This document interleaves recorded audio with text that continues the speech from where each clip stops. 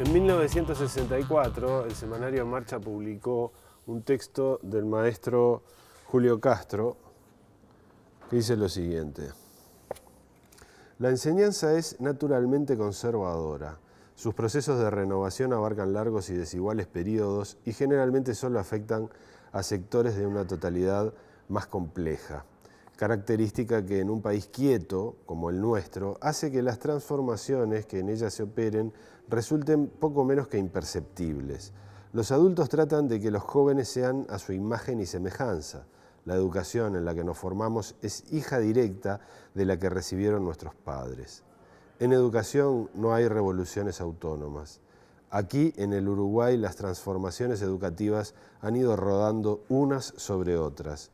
Cada época arrastra ideas, métodos, prácticas del pasado, a la vez que contiene gérmenes, proyectos, ensayos, planes de lo porvenir. El Uruguay del futuro contendrá en su hacer educativo buena dosis del Uruguay actual. Y el mismo año, en el mismo medio de prensa, el abogado Antonio Grompone, fundador del IPA, decía lo siguiente: la enseñanza es una enseñanza de clases. En primaria, aunque se le dé un carácter general, se acentúan las diferencias. En secundaria, a pesar de que se anota la clientela de personas cuya situación no pertenece siempre a las clases acomodadas. En la universidad aparece la diferencia porque es de clase media o superior.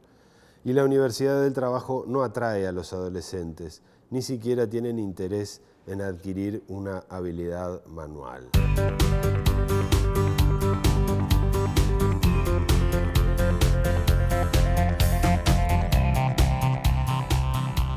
Gustavo de Armas es sociólogo y máster en ciencia política y le doy la bienvenida a la Habitación China. ¿Cómo estás? Muchas gracias por la invitación, un gusto estar aquí. Vamos a hablar de educación, que es algo a lo que te has dedicado, pero después te voy a preguntar algunas cosas. Sí, cómo no. De educación, pero desde la ciencia política, ¿no? Una de las impresiones que yo tengo con este tema de los temas educativos es que todo el mundo habla.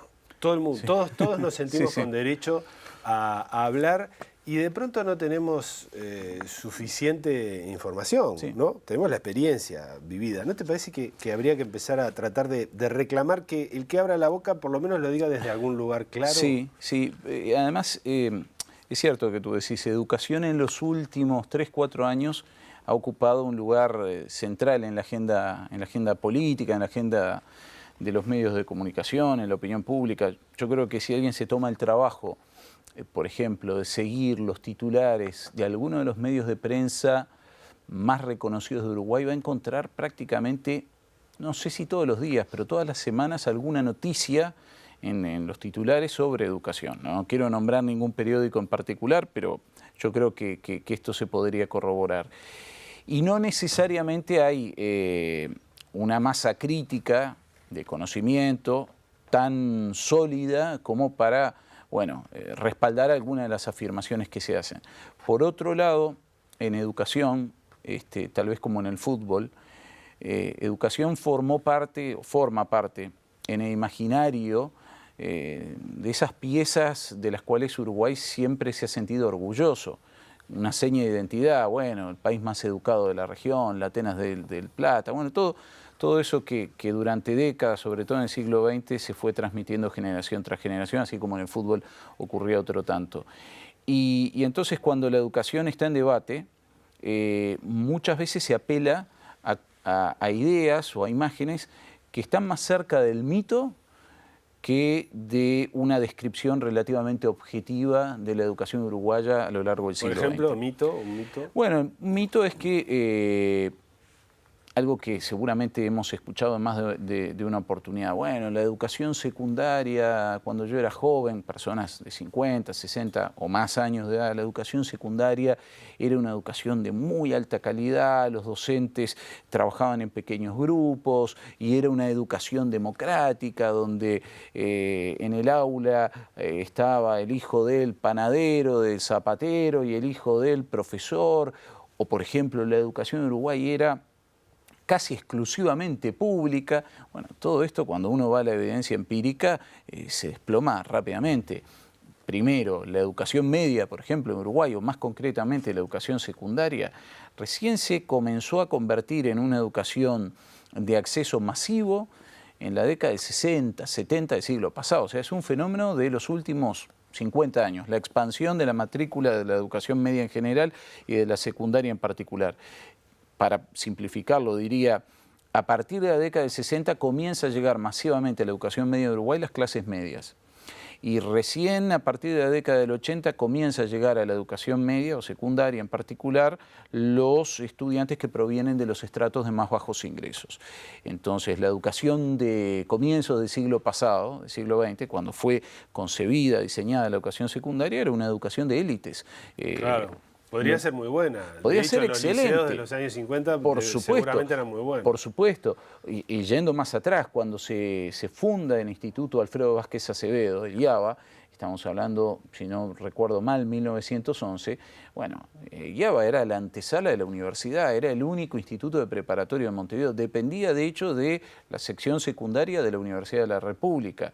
Tenía, no sé, poco más de 1000 alumnos, como tenía la educación secundaria en general en el país, en un país de 1 millón de habitantes, o sea, 1 de cada 1000 eran estudiantes de educación secundaria. Bueno, hoy en la educación media, sumando secundaria y técnico profesional, tenemos más de 300.000 alumnos en una población de 3,5 millones de habitantes. Es decir, la población se multiplicó por 3,5, grosso modo, en 100 años, y el alumnado de la educación media por 300. Eso nos está diciendo claro, que en realidad la educación media de masas es un fenómeno reciente.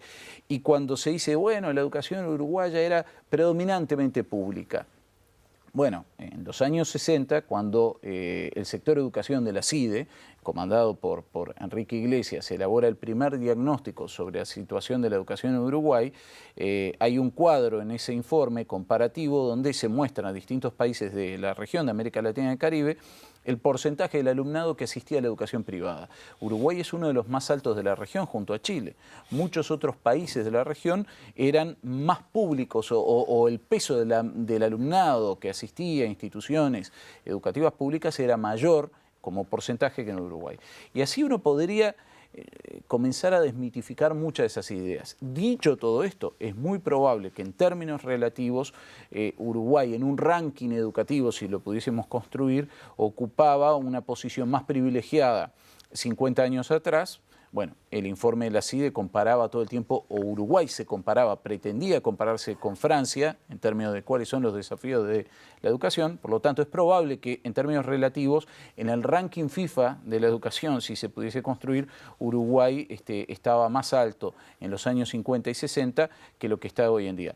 ¿Uruguay hoy es más educado que hace 50 años? Lo es en términos absolutos. El promedio de años de escolarización de la población adulta es mayor, la tasa de analfabetismo es menor, el acceso a la educación media es mayor, mucho mayor que hace 50 años, el acceso a la educación terciaria, etc. No hay un solo indicador educativo de los importantes donde Uruguay en términos absolutos no esté mejor hoy que 50 años atrás, no sea más educado hoy o escolarizado hoy que 50 años atrás. Ahora, en términos relativos, quizás hace 50 años estábamos entre los 20 países o 30 países más educados del mundo, y tal vez hoy estamos en el lugar 60. Y digo como cifras que invento, porque ese ranking FIFA no existe, pero me animaría a decir que en términos relativos descendimos. Hace 50 años justamente, una figura importante en muchos sentidos, Julio Castro, era maestro, escribía, eso lo mencionabas vos y Gerardo Caetano en un fascículo sobre educación reciente. Escribía sobre la educación, que era con ocasión de los 25 años, no, de los... con ocasión, marcha en el año, a comienzos de los 60, 64 creo que 64, exactamente. Publica unos artículos sobre el Uruguay de los próximos 25 años. O sea, a los 25 de la fundación de Marcha. A los 25 años de la fundación de Marcha, piensa en el Uruguay de 1989. Y allí escribe Grompone, escribe Julio Castro, y piensan en cuáles eran en ese momento los desafíos de la educación en Uruguay y hacia dónde debía ir la educación en Uruguay. Y ahí encuentran problemas. Y ahí encuentran ya problemas muy claros. Lo que pasa es que en el caso de Julio Castro, uno lee la obra de Julio Castro, que tampoco es una obra voluminosa porque era básicamente un intelectual de la práctica, un docente. Muchos artículos. Exactamente, pero bueno, obviamente un intelectual de fuste, y algunos de sus artículos, incluso anteriores a estos artículos que tú citas, anticipan problemas que la educación uruguaya comenzó a ver en los últimos años y que hoy rompen la vista. Por ejemplo, incluso temas que han estado presentes o están presentes en esta campaña electoral. La brecha entre la repetición en el último año de la educación primaria, en sexto grado, y en el primer año de la educación media o en particular secundaria. Hay un trabajo de Julio Castro del año 1949, muy breve, cuyo título es algo así como Articulación entre educación primaria y educación media o secundaria, donde Julio Castro advierte los problemas que hay en ese tránsito y que son el resultado básicamente de un diseño curricular, institucional, de un ADN, diría yo, no decía Julio Castro, muy diferente en la educación primaria y la educación media. Y ese problema Uruguay no lo ha resuelto. Es más, diría que recién empezó a tomar conciencia en el campo de las políticas educativas que esto es un problema a mediados de los años 90, con aciertos, desaciertos y la polémica en torno a la reforma del ciclo básico que impulsó la administración Rama. Uno de los argumentos era acercar de alguna manera el formato y los contenidos de la educación media básica, el séptimo, octavo y noveno, a los contenidos y formatos de la educación primaria. Claro, porque en aquel momento empezaba a masificarse la secundaria, porque antes no se notaba el problema. Exactamente. ¿No? Mira, en estos días el presidente Mujica, en su audición radial, dijo algo con lo cual, en el estilo del presidente, con lo cual nadie, creo yo, que trabaje en temas de educación debería disentir. Que además de manera muy sintética, cuando dice, bueno, los estudiantes dejan la educación media porque se aburren por ese divorcio entre los contenidos enciclopedistas, más teóricos y contenidos más aplicados. Obviamente esto, llevado al extremo, puede ser y de hecho él mismo lo señala de algún modo, una falsa dicotomía, pero él ahí hacía referencia bueno, esta es una batalla ideológica que en el país se perdió hace mucho tiempo. Y en realidad en otras oportunidades ha hecho referencia a esa batalla ideológica, es una batalla que perdió Figari con Baffarreira. Y yo, que me siento un admirador del pensamiento de Baffarreira, yo creo que el sistema educativo uruguayo probablemente se construyó con prescindencia de las manos y del cuerpo en general. En particular la educación media, donde la educación física o lo lúdico juega muy poco, o no es un contenido muy valorado, pero donde tampoco los contenidos tecnológicos o técnicos han sido muy valorados. Pero eso mucha gente lo lee, esto que decís de lo que dijo hace poco Mujica acerca de que parece que las manos no existieran, ¿no? Se lee muchas veces como un anti-intelectualismo, como un rechazo al intelectual. Por supuesto, decía, llevado al extremo, uno podría encontrar versiones anti-intelectualistas que son muy peligrosas y que en los últimos años también emergen cada vez más. Pero vos decís que no es este el caso. No creo que sea el caso de Mujica, incluso por cómo lo planteó, cuando dice, bueno, en realidad, a ver, es una falsa dicotomía, la distinción entre el trabajo manual y el trabajo intelectual, hoy y más hoy en día, cualquier formación tecnológica, educación media o superior de alto nivel implica un dominio de ciertas disciplinas científicas o más teóricas que, bueno, no escapa a nadie esa necesidad de imbricar conocimiento teórico, disciplinar más fuerte y conocimiento aplicado, capacidad de aplicación de conocimiento. Y al mismo tiempo es muy difícil poder, creo yo, enseñar hoy en día esas disciplinas más teóricas o incluso la impronta humanista de la educación que siempre ha tenido o ha pretendido tener la educación uruguaya, con prescindencia total de su aplicación tecnológica. Entonces, cualquier caso, eludiendo o evitando esos extremos, creo que la educación uruguaya tiene allí un desafío. Otro aspecto que agregaba Mujica, que me parece también relevante, es que el formato de la educación media de Uruguay es un formato muy uniforme y uniformizante, de una oferta muy homogénea. Eso puede tener ventajas, por un lado. De hecho, la educación primaria así fue concebida en el último cuarto del siglo XIX, la idea de uniformizar, de civilizar, bueno, todo lo que está un poco en la impronta de la reforma bareliana. Pero en la educación media, cuando la educación media pasa a ser la segunda parte de la educación universal, claro, de la educación para todos, la educación, y más, a ver, en las sociedades actuales que son radicalmente distintas a cómo eran las sociedades del último cuarto del siglo XIX o de cuando se construyó la educación primaria en Uruguay, en el mundo más desarrollado en general, o incluso en las primeras décadas del siglo XX, cuando se comenzó a construir la educación media en Uruguay y en los países más desarrollados en general.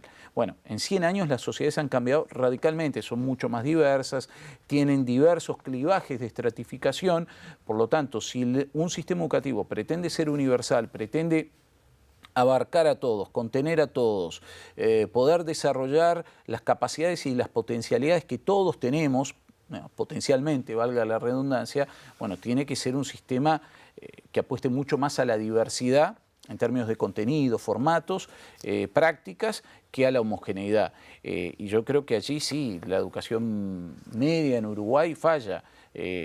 Probablemente, yo sé que puede ser polémico lo que voy a decir, si alguien se para dentro de 20 años, ¿no? Si viajamos en el tiempo al 2030 y miramos para atrás la educación uruguaya en el periodo 1985-2015, yo temo que donde vamos a encontrar más cambios es en la educación terciaria, o donde diríamos se produjeron los mayores cambios morfológicos y de contenido en la educación terciaria por un lado y en la educación inicial y primaria por otro, y mucho menos, muchísimo menos en la educación media y en particular en la educación secundaria.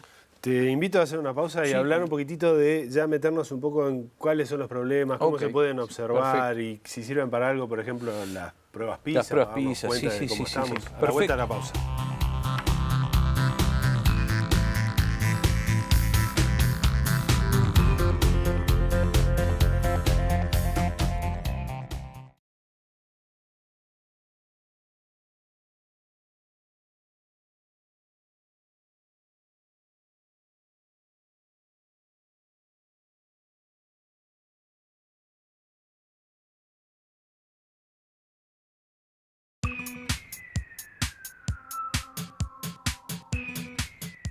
En 1960 había 300 y pocos mil estudiantes escolares, el mismo número que hoy. Desde esa época el número ha permanecido estable.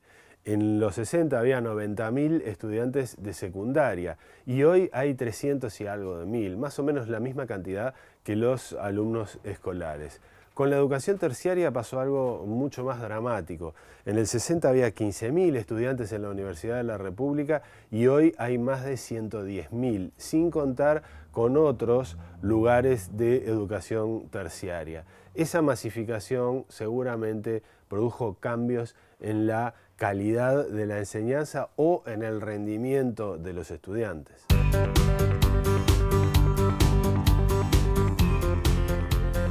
Gustavo, se habla mucho de las pruebas PISA, que son unas pruebas internacionales que se aplican en un montón de países y que uno se pregunta si realmente es justo que se aplique una cosa así parejo para todo el mundo, si no puede generar errores de evaluación justamente porque no contempla algunas peculiaridades. Sí, yo creo que, a ver, en el caso de PISA, como otras pruebas o evaluaciones estandarizadas de aprendizaje que se aplican a nivel regional o a escala global, a nivel regional, por ejemplo, un estudio similar que hace la Oficina Regional de UNESCO para América Latina y Caribe, CERCE, por el segundo estudio que se realizó hace unos años, y ahora TERCE, cuyo relevamiento se hizo el año pasado, tienen obviamente algunas o muchas virtudes,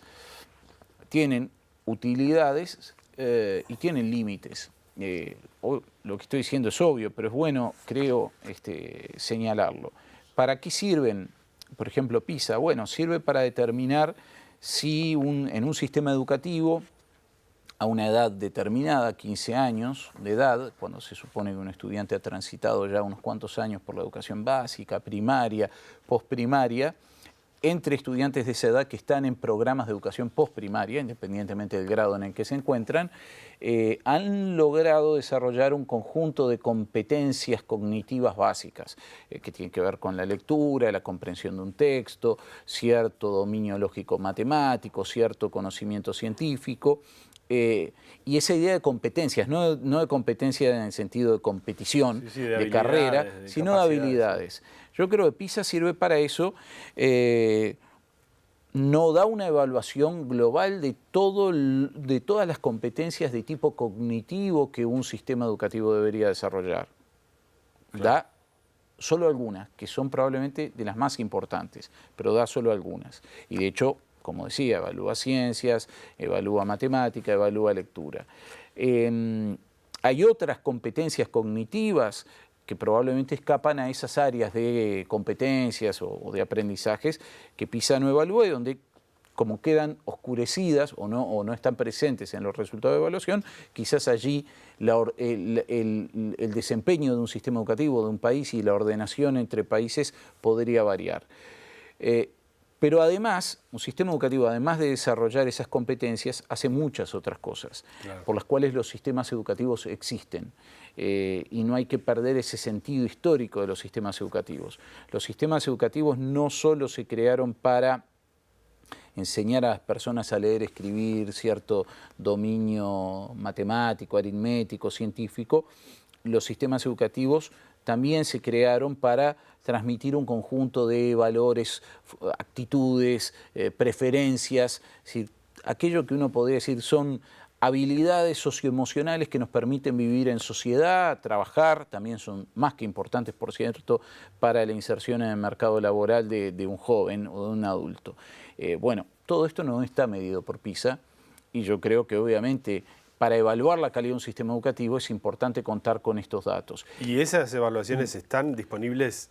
¿Esas que vos decís? No hay de carácter internacional, al menos acá hasta que Uruguay, yo conozca. digo, No. Es más, es un área de debate en los últimos años entre los especialistas en evaluación educativa que se comience a incorporar en los instrumentos de evaluación, de pruebas estandarizadas que permitan la comparación internacional y la comparación al interior de un país entre distintos subsistemas y a lo largo del tiempo, captar también información que nos permita medir esas variables, que nos permita medir si las personas, gracias a su pasaje por un sistema educativo, además obviamente de otras agencias de socialización primarias y secundarias, tanto o más importantes que el sistema educativo como son las familias, bueno, logran desarrollar esas habilidades.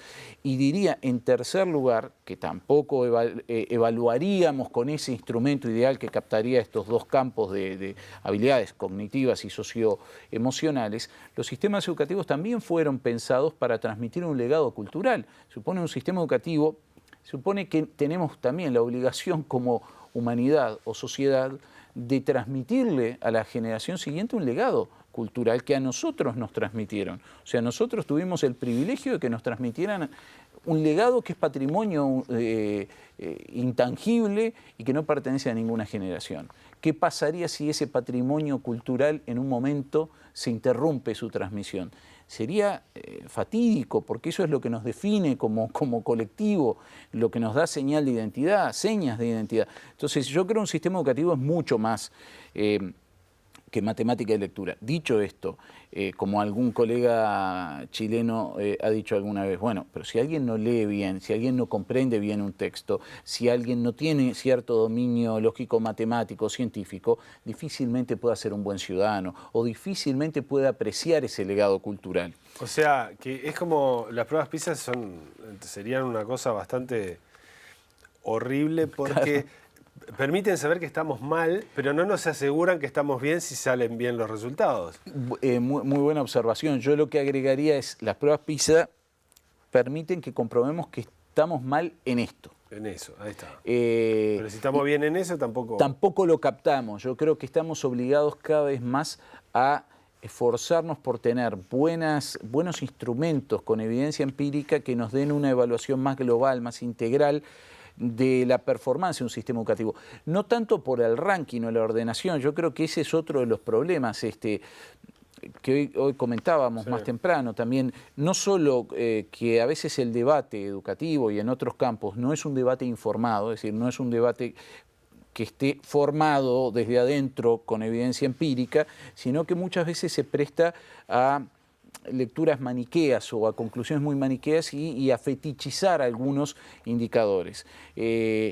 Yo creo que cualquier científico en general y en las ciencias sociales en particular, porque probablemente nuestros instrumentos de medición son aún bastante más débiles que en otras disciplinas científicas, somos conscientes que cualquier dato es falible, en particular en ciencias sociales. Y yo digo, bueno, la pobreza en Uruguay se redujo entre 2004 y 2013 de 39,9% a 11,5%, yo lo estoy diciendo en base a una metodología de medición de la incidencia de la pobreza, que es pobreza absoluta, por ingreso nada más, comparando contra el valor monetario de una canasta de bienes y servicios no alimentarios.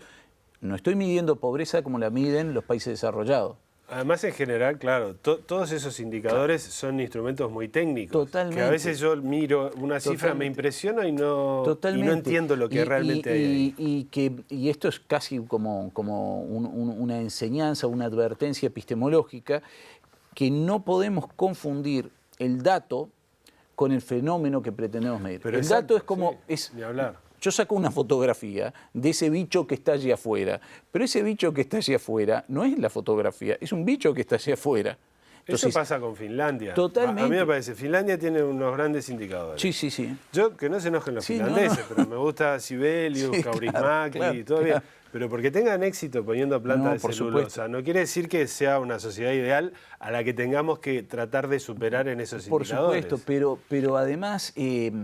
yo creo que es muy importante que seamos conscientes que un dato es una aproximación a un fenómeno, que puede ser más o menos confiable, pero que no es infalible, es falible.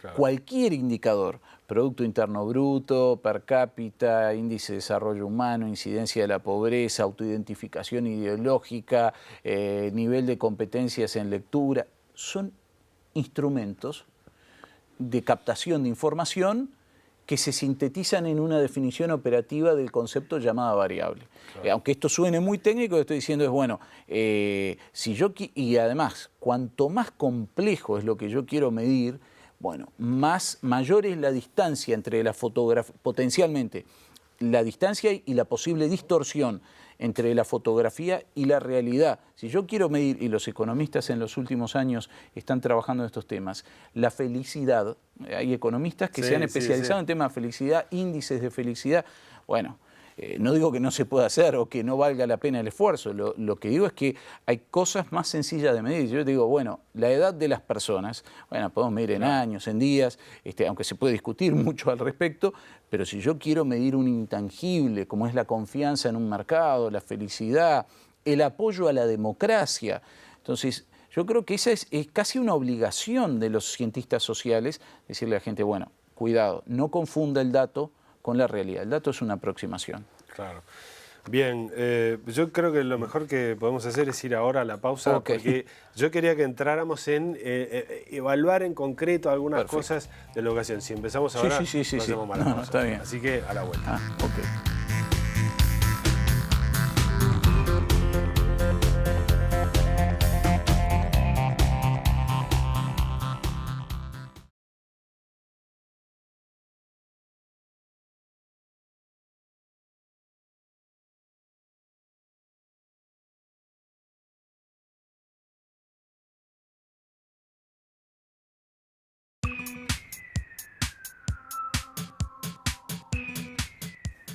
Hace 50 años la situación del país era peor que la de hoy y sin embargo se logró resolver un asunto muy grave que era el del acceso a la educación a grandes grupos sociales. Hoy ese tema quedó en el pasado y todos los niveles de la educación realmente facilitan o permiten el acceso casi universal del que quiera ir al liceo o a la universidad. Sin embargo, el problema quizá ahora está en la calidad de la educación, o por lo menos eso es lo que sentimos. Y ese es uno de los temas políticos, de discusión política, que a veces da la impresión de que toman justamente a la educación como rehén. Quizá el principal problema que tenemos sea el de falta de imaginación.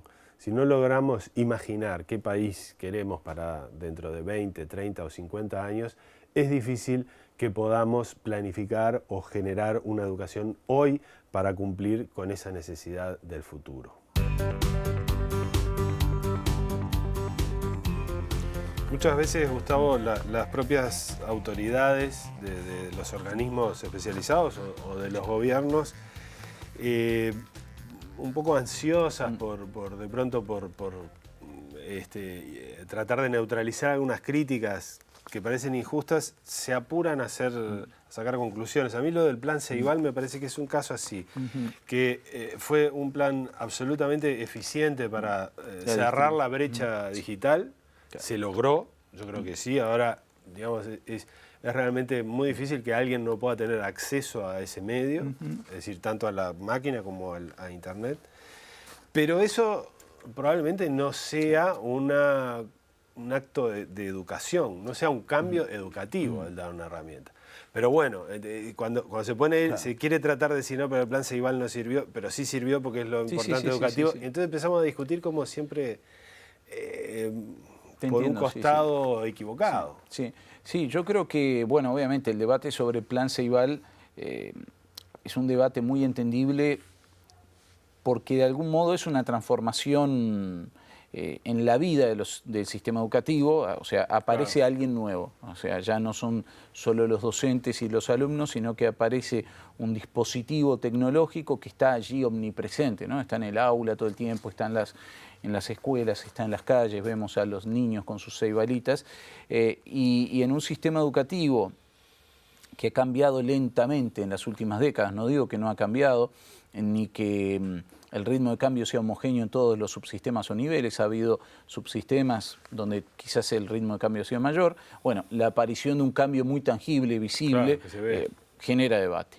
Pero yo creo que la educación en Uruguay tiene, digamos, viene haciendo algunas transformaciones, a mi juicio, en la dirección indicada desde hace unos cuantos años, o un par de décadas tal vez, y allí hay más continuidad de la que a menudo advertimos o apreciamos, continuidad entre administraciones de gobierno, pero que quizás aún se debe a un debate más de fondo respecto a una transformación más profunda de la educación y sobre todo tratar de hacer esfuerzo de imaginarnos la educación que queremos para dentro de un buen tiempo. Yo ya no diría ni para dentro del 2020 o 2025, 2030, ¿cómo nos imaginamos que debería ser la educación uruguaya casi en 2050? Obviamente es un ejercicio de prognosis, de proyección un tanto arriesgado. Porque que escapa un poco también a lo específico de los educadores, ¿no? Claro, por supuesto. Porque además uno tiene que vincular necesariamente allí educación con modelo de desarrollo, modelo productivo,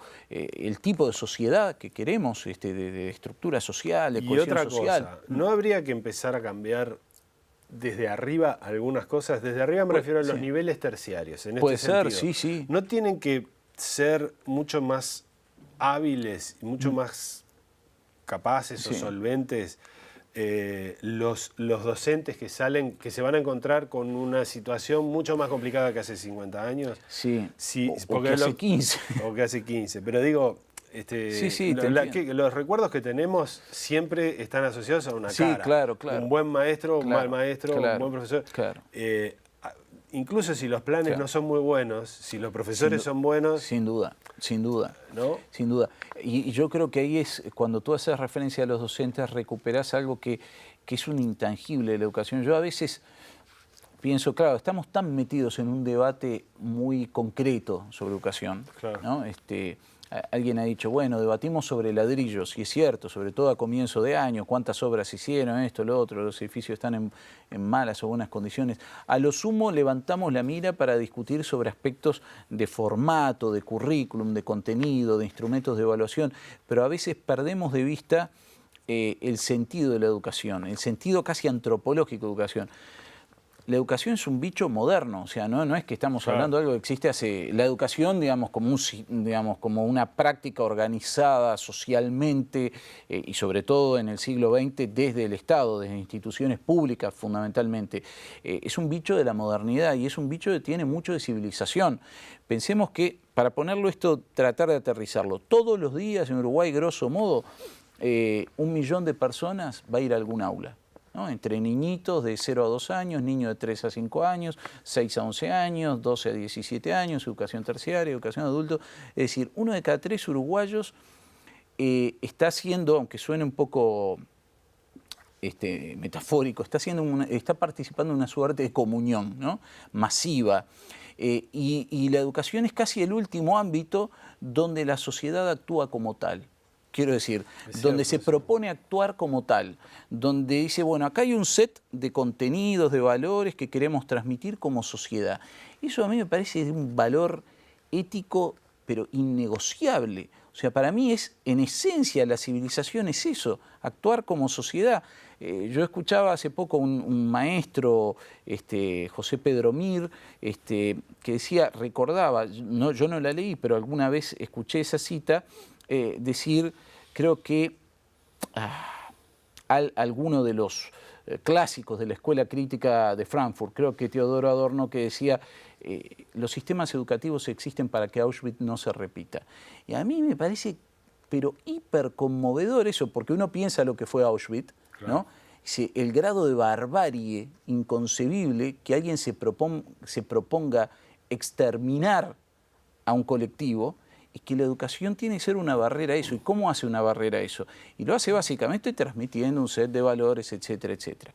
Entonces, y además transmitiendo o formando capacidades para que las personas puedan asimilar esos valores. Por eso es importante leer, escribir, matemática, por eso es importante en PISA u otro instrumento para evaluar si eso lo estamos haciendo bien. Que además eso se ve, eso que vos estás diciendo, de que todas, desde 0 años hasta adultos mayores, cuando están dentro del sistema tienen una actitud de aprendizaje que ¿qué quiere decir? Estoy escuchando totalmente, al otro, ¿no? Y además lo recordamos, yo creo que en mayor o menor medida, más allá de que haya sido más o menos conflictiva nuestra relación con el sistema educativo en algún momento, que hayamos abandonado, lo que sea, todos tenemos, creo yo, algún buen recuerdo de la educación, sino muchos buenos recuerdos de educación. Entonces, educación es algo demasiado importante socialmente como para no cuidarlo, para no dedicarle tiempo. Entonces, cuando pensamos qué cosas debería ser la educación en Uruguay o en qué cosas está fallando la educación en Uruguay, yo diría, bueno, no puede ser que en Uruguay no logremos que todos, literalmente todos los niños logren ingresar a la educación, niños digamos en 3, 4, 5, 6 años, no importa, logren ingresar a la educación y logren transitar por la educación y culminar un ciclo de 12 o 14 años, no porque sea, nuevamente el fetiche de la cifra, 12 o 14, podrían ser 15, podrían ser 11, que logren terminar aquello que consideramos como sociedad deseable. Digamos, vayamos a la Ley de Educación de 2008. Y dice, bueno, hasta la educación media superior o bachillerato es educación obligatoria. Y seguramente todos nosotros consideramos que eso es el piso mínimo. Bueno, hoy estamos todavía muy lejos de lograr eso. O sea, hoy solo, grosso modo, el 40% de esos niños que arrancaron en el primer año de escuela van a terminar la educación media superior y muchos de ellos la van a terminar con mucho rezago, luego de haber repetido, abandonado en forma intermitente. Entonces, ¿cómo no podemos resolver eso en una sociedad de 3,5 millones de habitantes? Y ese sí es un atraso que tenemos con respecto al mundo. Pero brutal. Entonces, digamos, bueno, si yo lo que quiero es alcanzar ese objetivo, que todos ingresen, que todos permanezcan, que todos aprendan, que todos logren desarrollar trayectorias positivas dentro del sistema educativo y que todos logren como mínimo culminar ese nivel, luego lo que va a implicar un empuje brutal de acceso a la educación terciaria, bueno, yo tengo que ver dónde estoy fallando. Porque no estoy logrando ese resultado. ¿Dónde estoy fallando? Pero no está cambiando algo, porque yo veo algo, por ejemplo, la cantidad promedio de alumnos por aula escolar. Desde los últimos, en los últimos 10 años bajó de cerca de 30 sí. a poco y más de bajó, 20. y se dice, y es cierto, fundamentalmente por un cambio demográfico. Uruguay teníamos a mediados de los 90, 97, 57.000 nacimientos por año, y ahora tenemos 47.000 nacimientos. O sea, Uruguay en el 2011, de acuerdo al censo del 2011, tenía menos población de 0 a 17 años que la que tenía en 2004. O sea, pasó más o menos de 940.000 a 870.000. O sea, no solo decrece en términos relativos como porcentaje de la población, sino en términos absolutos. No es algo positivo de la educación, sino negativo de la demografía. Pero también la reducción del número de alumnos por grupo es producto de que se han creado más cargos docentes. O sea, y eso es resultado de una expansión presupuestal muy fuerte en los últimos años. Te pongo eso como ejemplo, ¿no? De que hay algunos cambios que de pronto son positivos, tarda un poco. Por supuesto. Mirá, yo para intentar resumirlo de manera breve, en educación inicial Uruguay viene haciendo bien las cosas en los últimos 15, 20 años.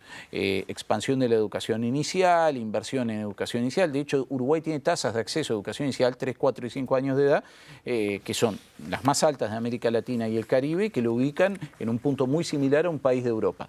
Ahí hay otros problemas. La asistencia no es asidua, hay altos niveles de inasistencia, están matriculados. Pero eso no depende del sistema educativo, probablemente. En parte puede depender, pero digamos también de cuán estrecho es el vínculo con las familias y obviamente del contexto social. Claro. Pero allí vamos en la dirección correcta. En la educación primaria, si tú vas a las pruebas tipo CERCE, la PISA de primaria, Uruguay está en un nivel similar a Cuba, a Costa Rica y a Chile. Está en los primeros lugares de la región en términos de lectura, de matemática, de ciencias. Obviamente está lejos del mundo desarrollado, probablemente eso obedece al grado de desarrollo humano del país y a que Uruguay efectivamente invirtió poco en la educación durante varias décadas. Cuando uno le exige a la inversión en educación resultados inmediatos, tiene que tomar en cuenta, por ejemplo, que países como Finlandia invierten significativamente en educación desde hace muchas décadas. Uno diría, es como un tema de patrimonio. Para el televidente lo podría ver de esta manera. Si uno invierte en su casa durante mucho tiempo, la casa va a estar bárbara. Si está pintada, está en impecables condiciones. Si uno tiene una tapera y le dedica un fin de semana a pintarla, bueno, seguramente va a estar mejor. Por más que ponga pero mucha va a seguir plata, teniendo problemas estructurales más allá de que hayas puesto mucha plata. Entonces, en educación primaria yo diría que en términos generales los indicadores así más convencionales muestran que vamos en la dirección correcta. En educación terciaria, me salté un nivel. Uruguay ha hecho un cambio que es una revolución oculta, parafraseando a Carlos Filgueira. Pasamos de 37.000 alumnos más o menos en 1980 en toda la educación terciaria a más de 150.000, casi 160.000 en el 2011, sumando Universidad República, universidades privadas y formación docente de ANEP. Se multiplicó casi por 5 en un país que creció poco poblacionalmente en 30 o 40 años. Ahí hay un cambio importante. En educación media, ¿qué ha pasado? En educación media han aterrizado a las aulas el grueso de los alumnos, producto de que se ha universalizado el egreso de la educación primaria, es decir, ese desembarco de los sectores de bajos ingresos, así como las clases medias en los 50, los 60, y el sistema educativo no estaba preparado, la educación media y en particular la secundaria, para recibir ese alumno no estaba preparado, ni en términos de la oferta, es decir, este es el contenido, era un contenido y sigue siendo un contenido, más allá de cambios en la dirección correcta que se vienen ensayando en los últimos años, muy enciclopédico, muy generalista, muy 1911, muy propedéutico para la universidad, y eso se traduce también en la formación de los docentes, en las instituciones de formación docente, pero tampoco se preparó en lo infraestructural a nivel de oferta. Claro. Te lo resumo en un indicador que creo es bastante claro. Primaria, grosso modo, tiene primaria pública, inicial y primaria, entre 3 años y 6º año de escuela, algo así como 340.000 alumnos. Y tiene 1.000 escuelas urbanas. Poco, más o menos, grosso modo. La educación media en general en Uruguay, secundaria y técnico profesional, tiene casi 300.000 alumnos, o sea, más o menos la misma población, y tiene 1/3 de esas instituciones educativas. Claro, entonces, hay un déficit de creación de instituciones de educación media en Uruguay que es de hace 50 años. Entonces, cuando un alumno pasa de 6º año de educación primaria, una institución más chica, con un único docente, más integradora, con contenidos curriculares que tienden a cuidar la trayectoria educativa del niño, y eso no quiere decir que no haya defectos, a un liceo masificado con muchas asignaturas, etcétera, etcétera, y no digo que el tema sea la cantidad de asignaturas, digo que el formato No, está bien. tan distinto, tan radicalmente distinto, y como alguien me decía la otra vez, y además pensá en las trayectorias vitales. Ese niño que pasa de sexto año, que ya es un adolescente, 12, 13 años, era el antiguo, era el que tenía, digamos, el estatus más alto dentro de esa institución, a ser el más chiquito, al nuevo, ¿no? Sí, entonces, sí. bueno, ¿cómo no vas a pasar ¿cómo no vas a pasar de una repetición del 1,5% a una repetición del 31%? Gustavo, acabamos de plantear el panorama y nos tenemos que ir. Bueno, pero bueno, quedó preparado para el que lo quiera tomar. Te agradezco mucho. No, a ustedes por la invitación, ha sido un gusto. Nosotros nos encontramos en otra habitación china.